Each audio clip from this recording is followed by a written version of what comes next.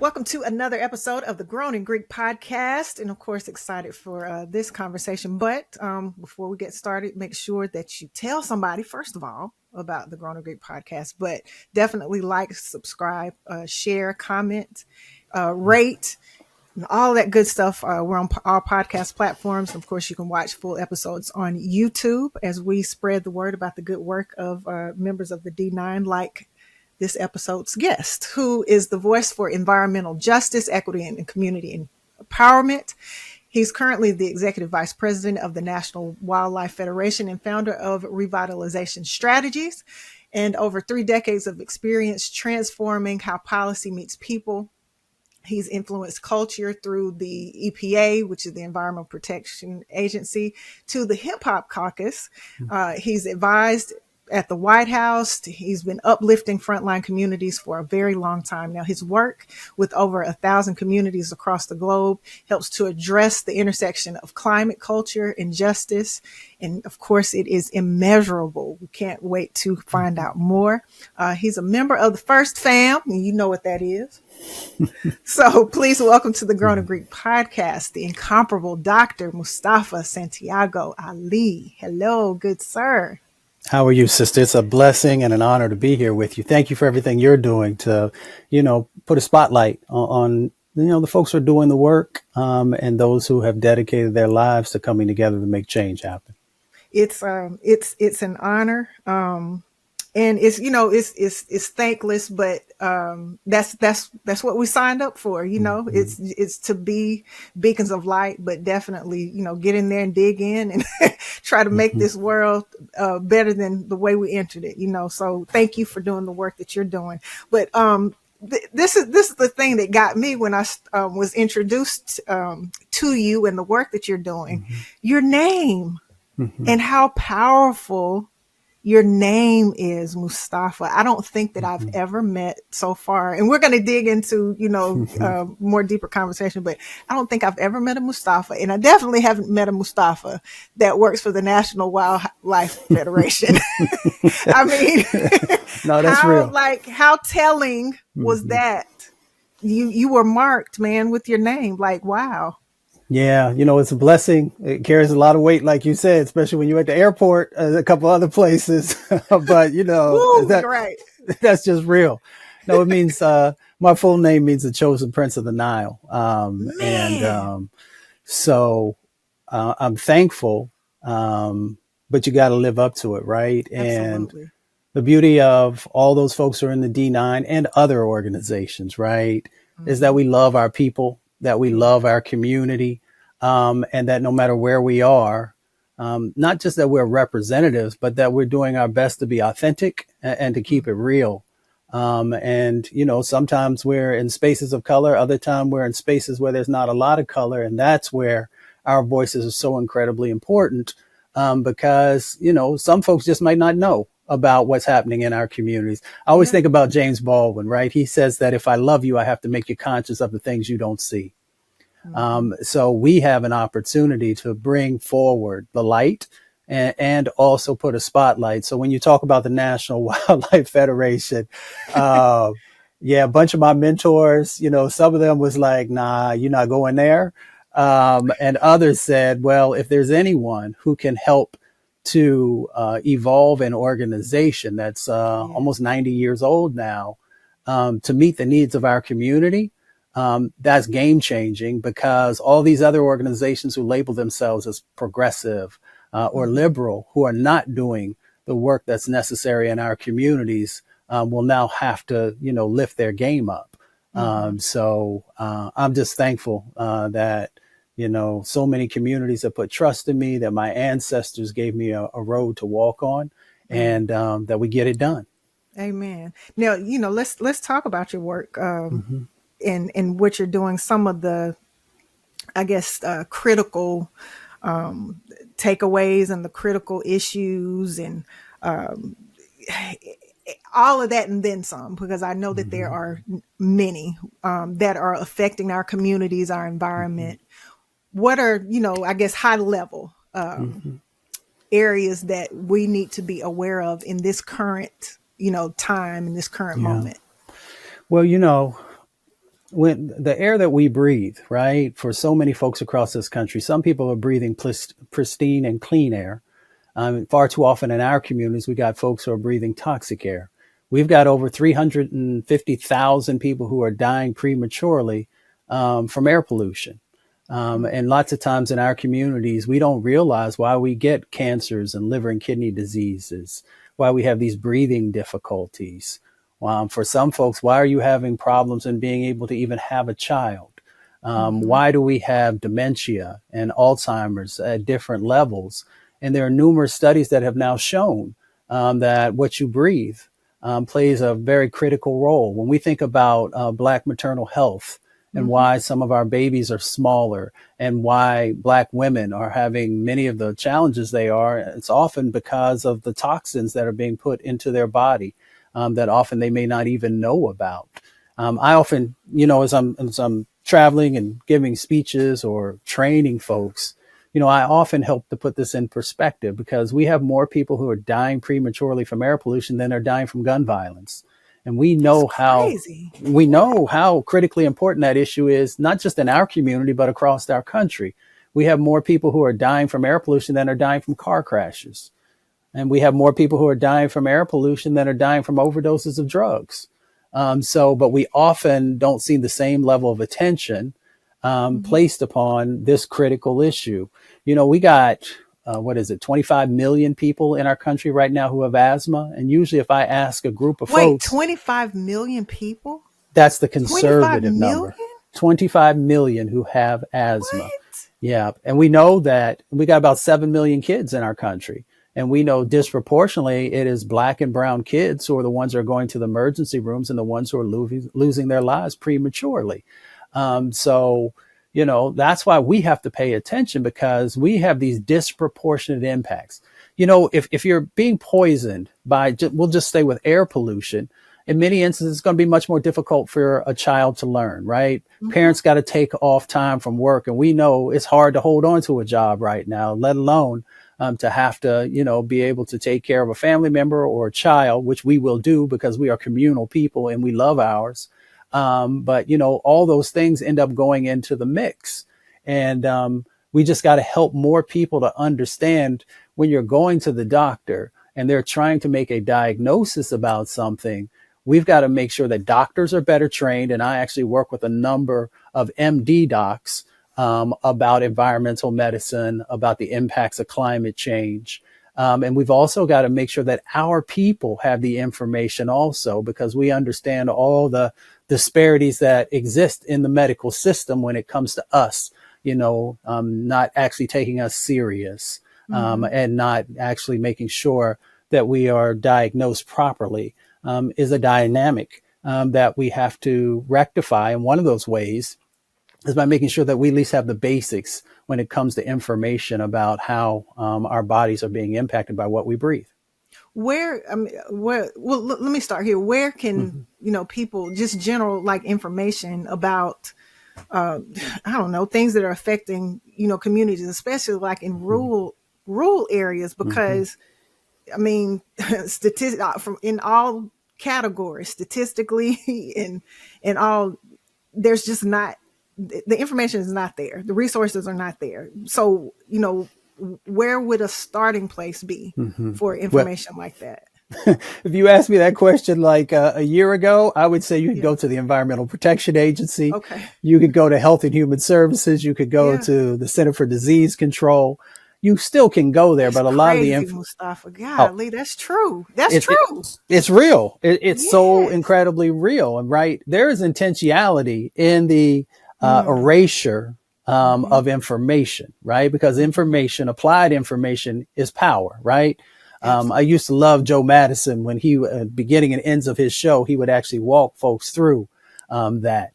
And so what we find is that, as a part of the erasure of people of color, or in particular Black folks, there is a set of systemic actions that make us much more vulnerable and can help people who have that agenda, to be able to move forward. Now, we don't want that to happen. So who do you go to right now?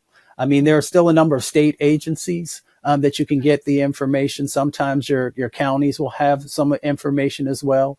There are a number of environmental justice and climate justice organizations across the country who have the information. Our HBCUs and our Hispanic serving institutions and a couple of our tribal colleges also play, an amazing role in holding on to that information, protecting that information, and then also making it a resource for folks. So I never want folks to get anchored in despair. I want us to understand the game, but I also want us to understand how we got to move to be able to, navigate the changes and challenges that are in front of us. So let's get creative with this question. Typically with the work that we do in the D9, just say, on the surface, some of the surface work, we do food drives, we do, putting together school supplies and things like that. But this issue with environmental, disparities and all is huge, and like you said, we don't talk about it, and, the information is not readily there. So from a creative perspective, with the D9 in mind, when we're going into these communities, give some, tips and pointers and stuff like that to how we can, evoke some change and spark some conversations at least, about what's really happening, because, we can be catalysts for, obviously these things moving forward, in terms of folks really getting resources and stuff that they need. Mm-hmm. Well, I was raised on the mantra that communities speak for themselves. Yeah. So we got to honor that, right? Even if we look like the folks who are being impacted, we got to honor the fact that they have expertise in their community. They have ideas about how to be able to move forward. I think what the D9 does is, one, if you want to look at the top, then we have to make these issues a priority. With the priority will also come some resources. By no means is the D9 supposed to do everything. But we do have a responsibility for showing up in an authentic way. The beauty of the D9 and other organizations is that there are so many blessings that, various folks bring, right? Everybody, my grandmother says, everybody has a treasure, right? You just got to figure out what your treasure is and how you want to utilize it to help others. So I'm really big on storytelling. I'm really big on capturing it in an authentic way of both the challenges and the opportunities that exist inside of community. And I think we can play a role there. When you look at the D9, folks have been blessed to be able to go to school, whether at the undergraduate, graduate, law school, medical school, whatever it might be. So all of those various skills that you have are also, critically needed by communities to help to build the capacity. I think when we bring everyone together, then we can make sure that we are sharing, the journey of communities. We also have the ability, because all of our organizations, have the ability to also help people to get engaged in the civic process, and to be able to help people to understand the power of their vote. Not telling anybody who to vote for, but helping people to have an understanding that you have something that a billionaire has, right? A billionaire only has one vote. And Mr. Johnson has one vote. Mrs. Ramirez has one vote. Mr. O'Brien has one vote. So there's real power that's in that. And then we can translate that on both the local, the county, the state, and the federal level to individuals who care about what's happening in our communities and know that no matter who they are, that we are also going to hold them accountable, that we are going to uplift them when they're doing the right thing, and we're going to check them if they do the wrong thing. So one side of it is storytelling. The other side of it is helping people to understand the power of their vote. The other part of it is helping individuals to understand, how do we fundraise? How do we, follow those lessons of some of our great leaders, who have taught us about what does it actually mean to build community? The D9 comes from community and should always be returning to community to strengthen it. Ella Baker once said that, it should not be about any one leader. It is about everyone having the education and the tools to be able to lead. Mm-hmm. So I get excited when I think about the possibilities of, whether it is the D9 or others coming together, and really showing love, to all of our folks. Everybody hasn't had the same opportunity maybe to go to graduate school or undergraduate, whatever it is. But there's wisdom that exists inside of community, and we bring that wisdom with other types of learning, and we can make transformational change happen. Absolutely. Now, there seems to have, we're in the age of AI and things like that now. And what's kind of driving some of the news stories where I live in Alabama, they are passing all of these ordinances and people are opposing them for various reasons, with data centers. And, I'm sure that these data centers are going to start popping up all over the place. I want to talk about that because I'm,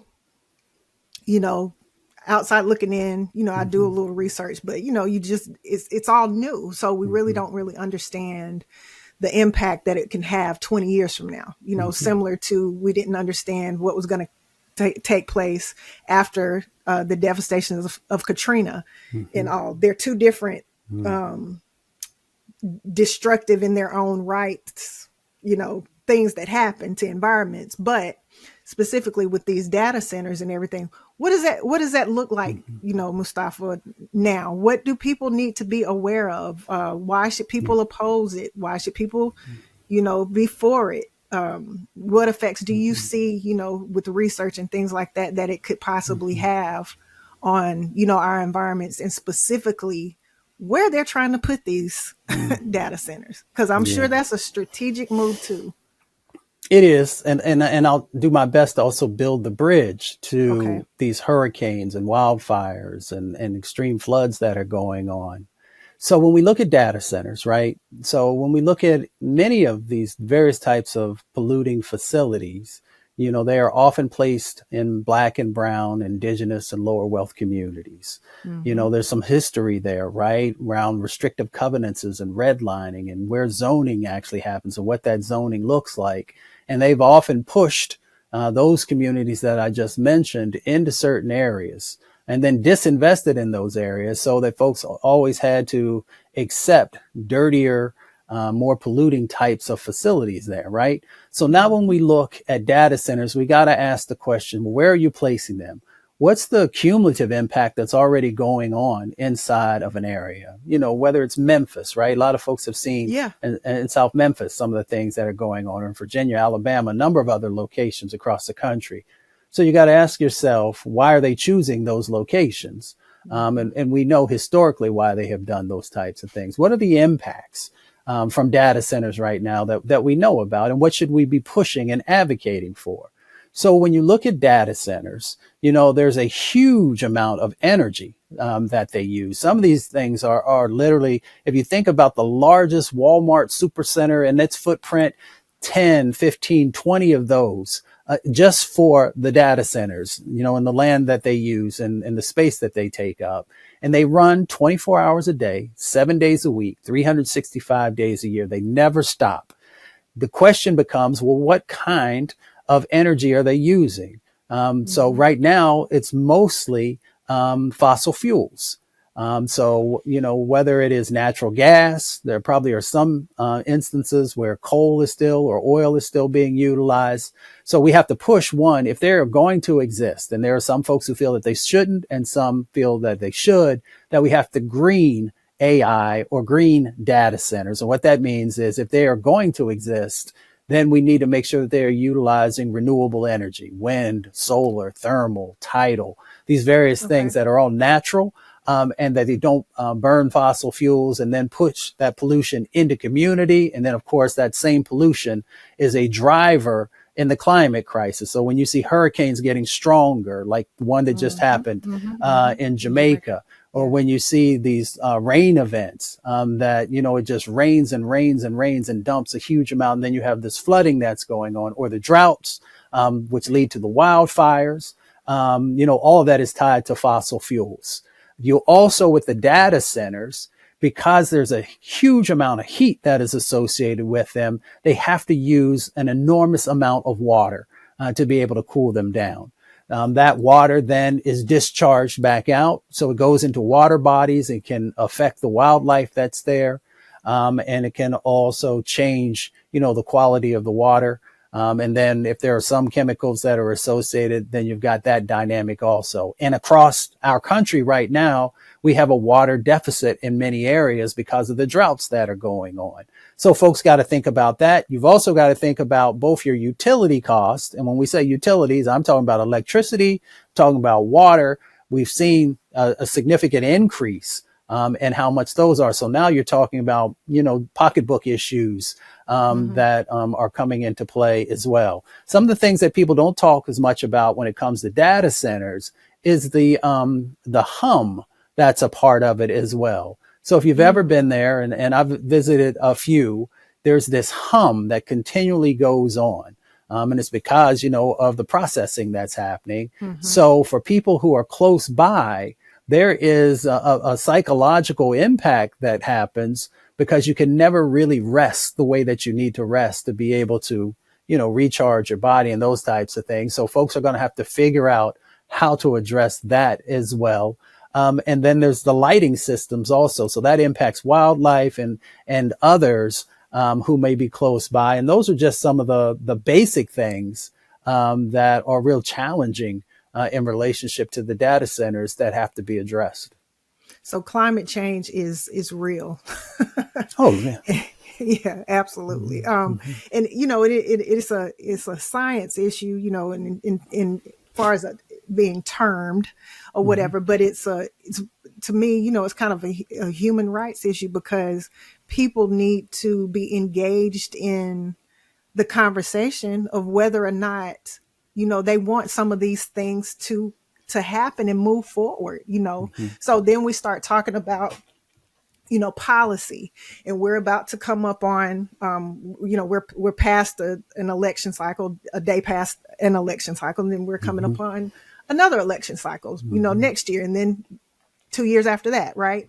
So, you spoke earlier about, getting engaged in civic, activity and everything when it comes to because to me, this issue about climate change, environmental protections and things like that with wildlife, we need to be like front and center. That needs to be top of mind. I believe with some of these policy issues and changes, and particularly looking at candidates who will represent us to move those policy changes and advances forward. Can you speak to that a little bit? My grandmother says you have power unless you give it away. We often give our power away by not engaging with folks and asking tough questions and assuming that any politician is going to have our best interests at heart. So, before someone ever gets our vote, we should be engaged in some really deep and tough questions about where they stand on the issues. And when we don't do that and assume they're just going to do the right thing, well, we know the history in our country with our people about how that hasn't always turned out in a very positive way for us. And we've also got to make sure that we're understanding strategically that we're not just talking about a presidential election or senators or congresspersons, right? We are literally talking about the school boards, right? And we talked earlier about, well, how do we help people to be better prepared for this stuff? Well, some of it starts with education, right? So who sits on our school boards, who are on our county commissions, often make some determinations about what is taught and what is not taught. So our vote is all tied into that, along with the people who represent us on the state level. So I think that it's critically important for us to ask people those tough questions and before we give our vote to them, and then to hold them accountable throughout. We also got to figure out, because we're going to have real talk, when you get into politics, there's big money that's a part of that, right? Yeah. So we've got to also figure out with our limited disposable income, and I get that. Right now, folks are just trying to figure out how they can make it out, the grocery store without going bankrupt. If we find people who we truly believe in and who, truly care about our community, we've got to figure out a way about how we are going to support them. One of that is financially, right? The other part could be in volunteering. We're some of the people who knock on the doors. So all of that kind of comes together if we want to address and protect lives inside of our community. Mm-hmm. Now, one of and I'm assuming, that folks can get involved in a way with the Office of Environmental Justice, which you created when you were with the EPA. On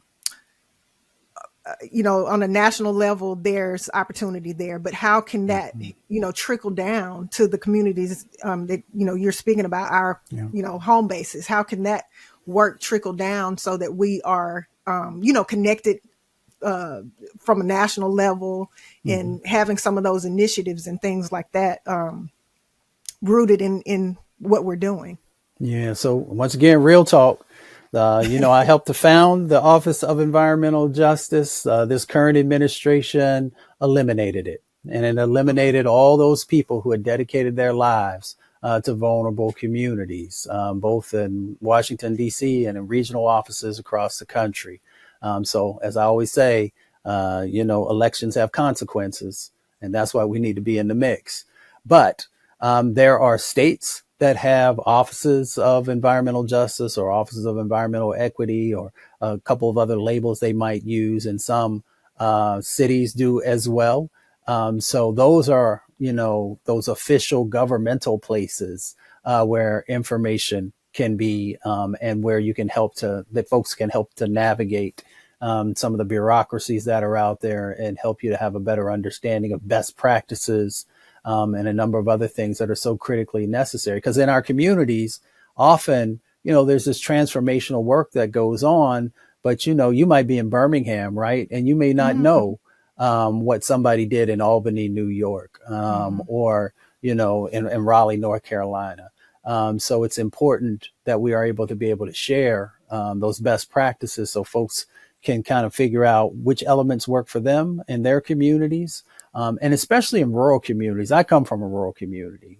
A lot of people often talk about that they come from rural communities. Ours was like 300 people. We had one stop sign. And so, when you come from a background. 300 people? 300 people. Yes. Okay. That's why all in y'all my research, like you're from Appalachia area, and I then you am. moved Yes. north. Okay. Yeah, you did your you're research. A country boy. I'm very much a country boy. Yes, I am. I gotta. Yes, of course. I care, number one, but then, I don't want to be, I don't want to,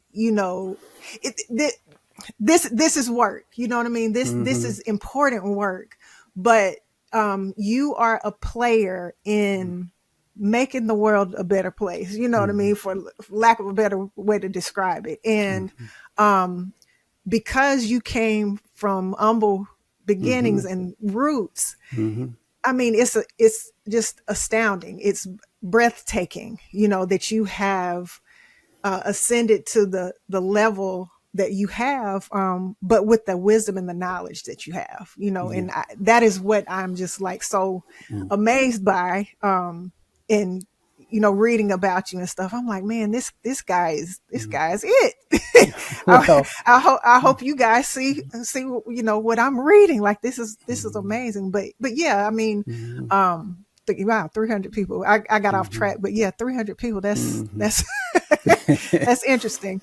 My roots are in Alabama, so I can understand. I know a little bit about Alabama. I know a little bit about Alabama. Well, I should also in our conversation give honor to my mother and my grandmother, who are the rocks that I stand on. And Amen. I'm given thousands and thousands of conversations. I always bring them in. And my grandfather and my father. My grandfather was a farmer and a coal miner, right? Okay. And he was just one of those amazing individuals that drew people into him. And he worked on civil rights and workers' rights issues. He was one of the earliest men of color in the coal mines. So Wow. you can imagine. But, you know, there was a lot of challenges that was there, and he had the ability to be able to listen and mobilize folks and help to, you know, make people's lives a little bit better. And then my dad, he also focused on workers' rights issues. So I don't take credit, you know, for all this stuff that I've done. I give it back to my family and, you know, those thousands of communities who took time to mentor me and to teach me. So they play, you know, an amazingly critical role. And often you see folks who've been blessed with a certain level of whatever you want to call it, who forget where they came Yeah. from, or the Yeah. folks who, you know, poured so much into them. You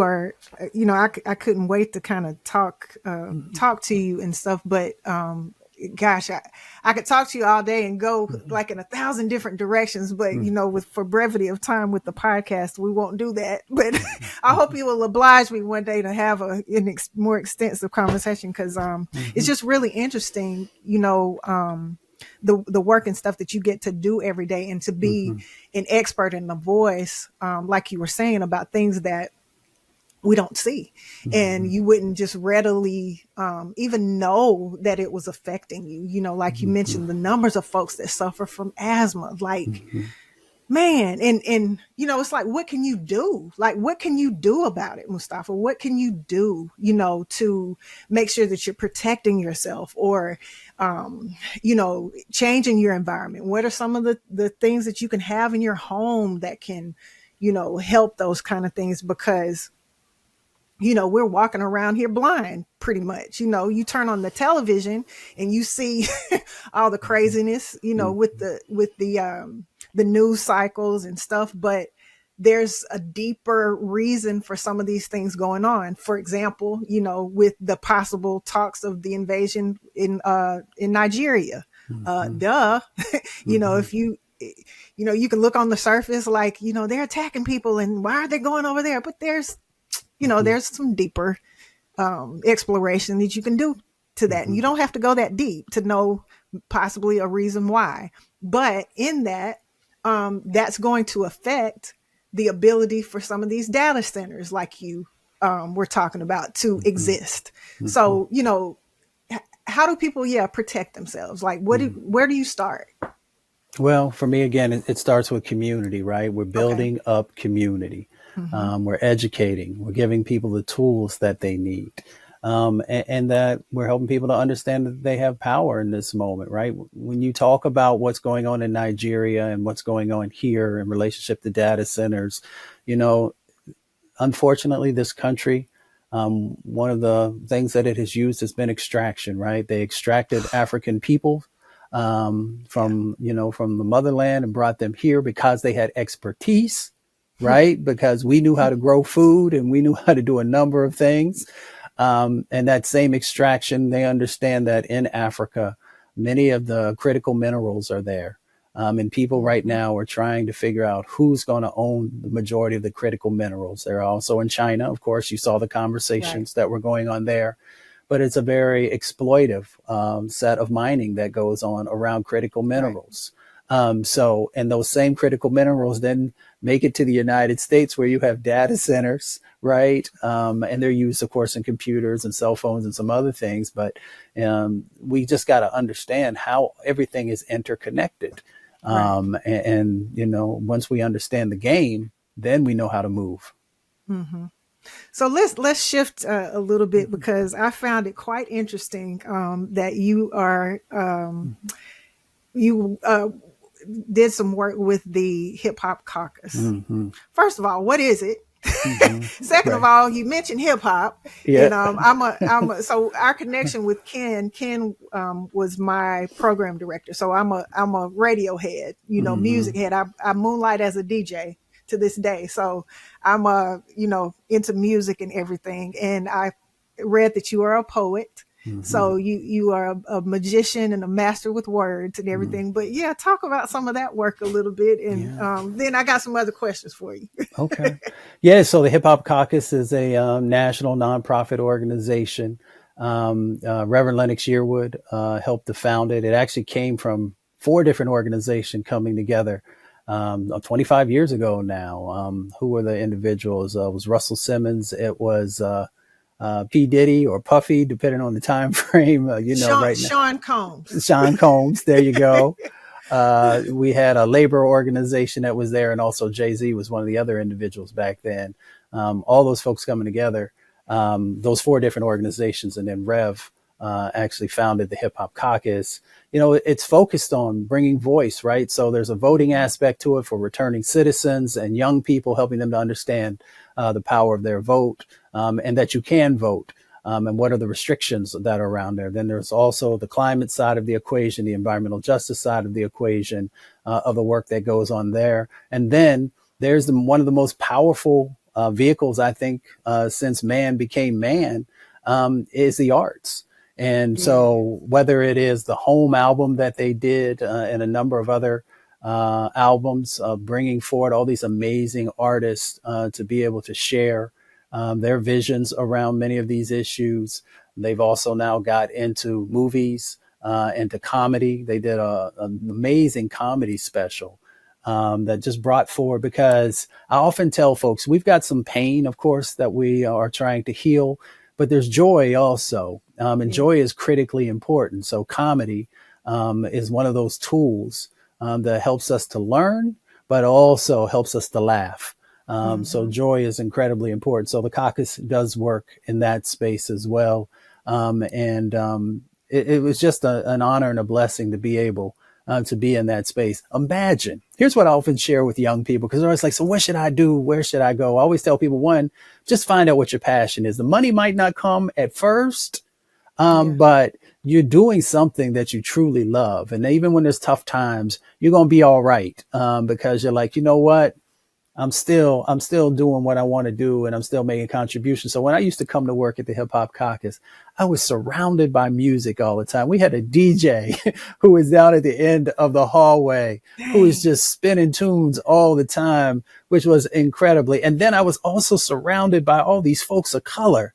And I can't tell you how good it feels to actually know that when you look to the left or the right, that you see someone who looks like you. Yes, there were other folks who were there who were dedicated to the culture. And I always appreciate authentic allyship, and knowing that you're doing it for the right reasons. But to be immersed in your culture and to be able to do work that matters, it is something that we just don't usually get to do, right? Folks go to work, they sit in a cubicle, they hate why they're there. And they're just like, yo, I'm just trying to get this check. And I get that.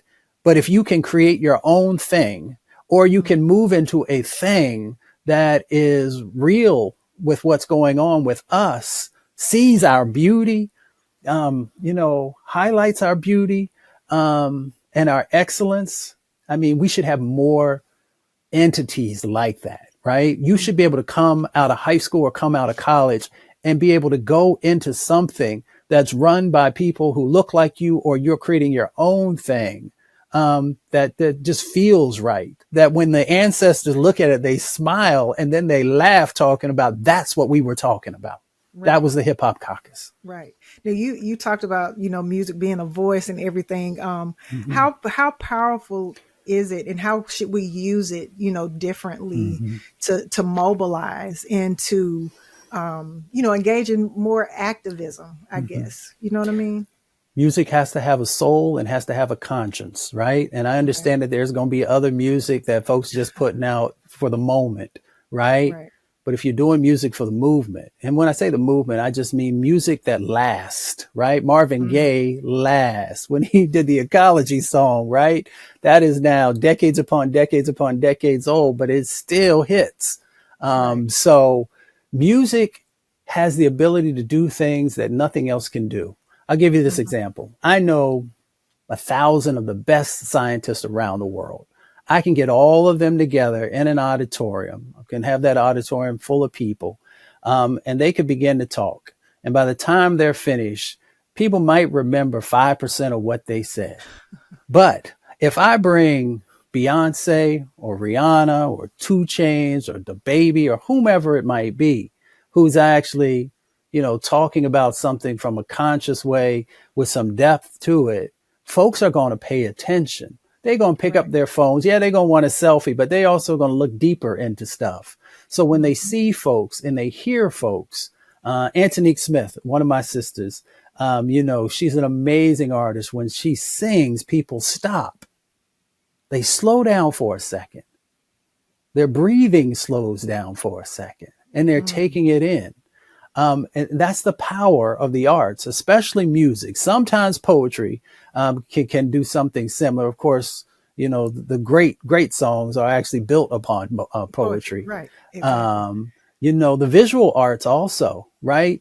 You can ask somebody, close your eyes and tell me about, one of the most touching, most impactful things that you've ever seen. And lots of times there is some form of art that's connected to it.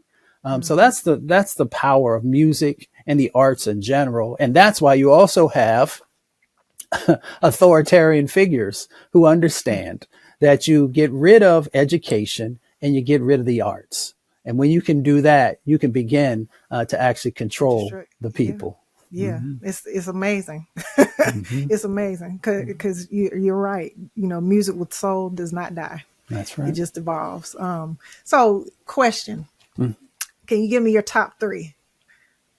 Top three lyricists, great orators, or give me your top three. You gotta have three, Mustafa. You got to. I got 3,000. I mean, it just depends, right? Angie Stone. Wow. Okay. Is amazing, and of course, our partner D'Angelo was amazing as well. We just recently lost them, so they're right there. On top of my head. Chuck D, for me, is incredible because of his set of commitment that he just doesn't stop. He continues to move forward. Who else? There's so many. Erykah Badu. I love my sister. Yeah. Badu is crucial. Badu is crucial. She got that hoodoo and voodoo, and you do what you do. And she do it. So, she's amazing as well. Lauren, of course, when Lauren was in her prime, oh my goodness, she would touch you. And you never wanted to be away from what she just shared with you. So I like folks who not only can sing, but they have lyrics that have real depth to them. And, those are the types of folks that I try and associate with. Of course, you have others. I appreciate the work that Beyonce and Rihanna do because not only are they amazing artists, but they also are amazing philanthropists and they make investments in community. So for me, that's incredibly important as well. And again, Marvin Gaye, classic. And, and I'm watching, a number of the newer artists, Doshi. Oh my gosh. Wow. Okay. You gotta unpack, right? I mean, multi-talented, depth. I still got to figure out how much of the songwriting, and the rap, that is actually owned there, but there's something special that's going on there that I can see 10 years, 20 years from now, people still connecting with. Absolutely. So like I said, I can go down a laundry list of just amazing folks. I'm gonna throw you one on this one. Black Thought. Oh, that one right there. Whoo. Black Thought. I actually used to spend a lot of time in Philly. So I had a chance to meet all those folks, coming up sort of in that neo soul period. Yes, there was, not just Black Thought, right? Jill was also amazing and continues to be amazing. Talib Kweli, amazing as well. Most Def, amazing as well. So you just have folks who they feel it, right? It's in their DNA. It's in the Mm-hmm. marrow of their bones. And when that happens, you know, you got something special. Of course, you're in a Mm-hmm. business that can also try and extract, That's right. you know, not just your talent, but your soul if you're not careful. Mm-hmm. And I just appreciate everything that they have given, and how it still lives. Well, let's bring kind of bring everything together, because this has been a very rich conversation. And Mm-hmm. like I said, I can go in a lot of different ways, because I Mm-hmm. just know you are just a wealth of information and knowledge. But great conversation. But what Mm-hmm. gives you hope? Mm-hmm. We're in a moment of time, and a moment of great uncertainty, and Mm-hmm. probably tension, nervousness, all of the negative words, adjectives, or whatever you can use to describe it. But Mm-hmm. there's still an undercurrent of hope. What gives you hope about the work that you're doing, shaping the environment and justice, and Mm-hmm. providing equity with the next generation, and what that's going to look like those 10, 20 years from now? Yeah. All these amazing young leaders that are literally all across this planet, and who are just doing their thing. Mm, You know, when you slow down and you watch them, I always ask people, you know, do you understand what a lunch counter moment is? Right. mm, And we saw all these field folks, you know, in the 50s and the 60s who were navigating all those impacts and challenges that were going on. Folks now have their lunch counter moment. And I see them stepping up. You know, I see these young guys and ladies last night winning all these elections at 21 years old, at ain't that 24 years crazy? old, at Yeah, 34 years old. That's yeah, powerful, right? That is yeah. incredibly powerful. I see, you know, folks creating, you know, amazing music, and other forms of art. And that's, you know, going to be a part of how we help to heal this world. So I get joy, and I get hope, from just all these amazing young people. And then, of course, I get it from community who are continuing to do their thing. There's this project in Louisiana, right? After Hurricane Katrina came through and the Ninth Ward was just devastated. There's a group, Sankofa, right? There's this project called Sankofa that's there. Mm, And they just are training all these amazing young people on food justice issues, helping them to learn how to grow their own food. They're teaching them about conservation, about how we bring, you know, cleaner air back by utilizing nature, in this space. How wow. do we stop, in these storm surges by helping to rebuild shorelines and all these other types of things? And, you know, and a number of other things. So when I'm, you know, around those types of folks, all across the country, it continues to give me hope. I understand the challenges, but I also see the sparkle in elders' eyes, you know, Yeah. whom have seen a whole lot of stuff, but they still keep on keeping on. And so between the young people and elders, I'm confident that not only are Mm, we resilient, I'm not asking us to be, but so resilient, but that we have the answers, to mm, how we move from surviving to thriving. mm. Absolutely. Well, that's good stuff. And we didn't talk about some of the things like with food and everything. So maybe that's Mm-hmm. another day, Mm-hmm. another conversation we can have. Fingers Mm-hmm. crossed. Yeah, without a but doubt. I really appreciate you and the time, and like I said, the work that you're doing, because these conversations are ones that we need to have, yes, Mm-hmm. but we need to be aware of, and there is information and people like you that we can reach out to, who are experts and who are digging, into the dirt, if you will, to Mm-hmm. make sure that it's cultivated. So, thank you for what you're doing. Thank you for the conversation. And, how can, I know you write all the Mm-hmm. time, and your Mm-hmm. work is published Mm-hmm. on a regular basis, right? Yeah. So how can people, keep up with you and keep up with the work and stuff that you're doing, and just make sure that they're aware of Mm-hmm. what's going on? Shout Yeah, out to Marvin Gaye. most definitely. I mean, you could probably put Mustafa Santiago Ali in most of the, Yeah. the various platforms that are out there, and I'll pop up.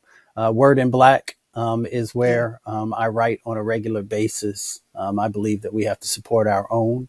And but I would ask folks, as much as you might graciously follow me, I would ask you to also follow all of these amazing organizations that are on the ground that are doing the work, whether in the voting space or the environmental space or the health space. We've got to support our own. Because someone once told me, no one is coming to save us. I believe we can Hmm. save ourselves. Hmm. Amen. That's very true. Well, thank you so much, my good brother. Mm-hmm. And I'm going to keep up with you, and I'm going to stay in touch. But thank you so much for what you're doing and just sharing a little bit about who you are and everything that is going to make things better for us all. So Mm-hmm. thank you so much for taking the time to join me today for the podcast. Mm-hmm. Well, thank you for allowing me to hold space, and thank you again for continuing to illuminate for our folks all the possibilities that Yeah, exist. So absolutely. together we'll get it done. And of course, make sure that you tell somebody, as I said at the top, Mm-hmm. about the podcast. And, especially this conversation, make sure you like it, share it, and comment, and absolutely, keep in touch with what Mustafa is doing. And of course, you can watch full episodes on YouTube. You can listen on all podcast platforms. And once again, we'll do another conversation just like this on the Grown in Greek podcast. Thank you for joining me. Is Ken there? He may not be. He said he had a hard stop, so he may not be there. Okay. Okay. Mustafa, thank you. No, thank you, sister. I appreciate it. I Thank you appreciate it. so much. And Yeah. I got to do some more deep diving research about you, because Okay. man, what you're doing is awesome. It's Yeah. awesome. And some of the things I was listening to, a lecture that you did, and Mm-hmm. just some of the things that you've brought up, it's like, man, I didn't even think about that. And Mm-hmm. are people like, you take for granted the fact that people are existing, and that's what Mm-hmm. they are. They're just existing. They're not Yeah. aware. And it's scary, Yeah. when you really break it down, how unaware people are of They what's are. really happening around them. So, Yeah. the work that you're doing is needed. So thank you so Yeah. much. And I'm so thankful to be, introduced to you, because, Mm-hmm. in conversation, I can speak your name, and I that's appreciate it. important. I appreciate it. What part of Alabama are you from? So I live right outside of Birmingham, about 30 minutes east, Uh-huh. in between Birmingham and just say Atlanta. Okay. Okay. So if you're familiar with Birmingham, and Yeah. there's a lake right Mm-hmm. outside of Birmingham, Logan Martin Lake, Mm-hmm. near there. Okay. So Yeah. that's my hometown, and all my people are from probably a hour time span. Yeah. Family grew up on my dad's side picking cotton. Mm-hmm. My mom's side were pretty much like homemakers and stuff like that. Some Yeah. land and everything. But Yeah. yeah, I'm a country girl too. Yeah. All right. Grandfather was a farmer. Yep. So yeah, Yeah. I'm aware of humility, Mm-hmm. and how Mm-hmm. simple living is what I've discovered is the best Yeah.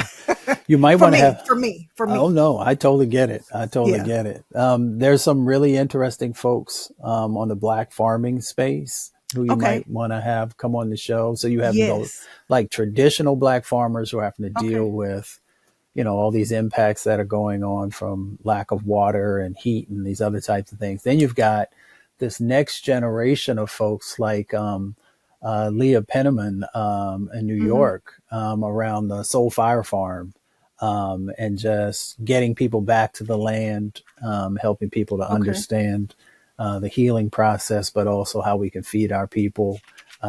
There's all kinds of different, really unique ways of getting at this that Okay. sometimes folks just not thinking about. Yeah, well, I will. Mm-hmm. Yeah, if you don't mind, I'll Mm-hmm. reach out. Sure. Definitely. But yeah, that what I'm discovering, living around here, and I've lived in so many places, Mm-hmm. thankfully. But the attention now to getting back to, the land and growing food and, those concentrated efforts, like Sankofa is more prevalent now. And it's so encouraging, that folks are getting back to that. But at the same time, there's a lack of knowledge, and education and people that are experts in those spaces, to help people to just go outside of their door and do something with the land. You live on this property, do something with it. Yeah. And, it's a lot of people just don't know what to do. Yeah. And it's everywhere. I can drive 20 minutes down the road and it's nothing but land, nothing. And, they may mow it, but they could be doing something with it. You know what I mean? So I would love to, talk more, about that and talk to folks that are utilizing a little bit more. You should look at some of the folks. So they're doing some really interesting things with hydro panels. So a hydro panel looks like a solar panel, but it actually pulls moisture out of the air and also generates electricity. And some farmers have found now that when they put those on their land, their crop yield goes up. And they're creating their own electricity, and they're also helping to deal with some of the drought stuff that often goes on. Oh, wow. You should look at, I can link you up with Reverend Leo Woodbury over in Florence, South Carolina. I appreciate their model because, one, they just purchased 300 acres of land, but they also have a training center where they're helping people to understand how to feed folks. And then also they've got a disaster training thing that they do where they put together these disaster training kits and they help people to understand if something hits, how to move. So, and then you might want to look at, and I'm sorry. No, please. I'm taking notes. So Harold Mitchell is over in Spartanburg, South Carolina. Okay. Harold has one of the most successful projects in all the years that I've been doing this work. It's called the Regenesis Project. Okay. Yeah. I've heard of that. It's really important for more of our folks to hear about that and a few others because it took a $20,000 grant and has leveraged over $300 million in changes in their community.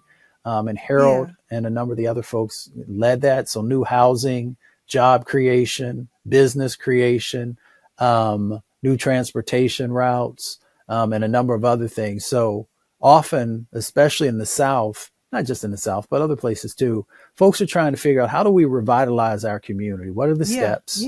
And how do you build partnerships and all these other types of things? Harold is one of the folks who has been able to really got the secret sauce, if you could say it that way. Wow. Yeah. Thank you. Yes. Oh, sure. Yeah. Yeah, I'll look him up ASAP. But I've heard of that. I've heard of that.